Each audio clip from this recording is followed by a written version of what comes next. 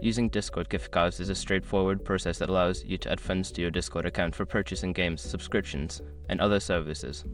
Follow these steps to redeem your gift card. Step 1. Log into Discord. Open the Discord app on your device or visit the Discord website. Enter your login credentials to access your account. Step 2. Navigate to user settings. Once logged in, locate the gear icon user settings at the bottom left corner of the Discord interface. Click on it to open the settings menu. Step 3. Select the gift inventory. In the user settings menu, find and click on the gift inventory option. This section is where you can redeem your gift card. Step 4. Enter the gift card code. You will see a field to enter your gift card code. Carefully type in the code found on your gift card. Make sure there are no typos, then click the redeem button. Step 5. Confirm the redemption. After entering the code, Discord will prompt you to confirm the redemption. Review the details and confirm to add the funds to your account.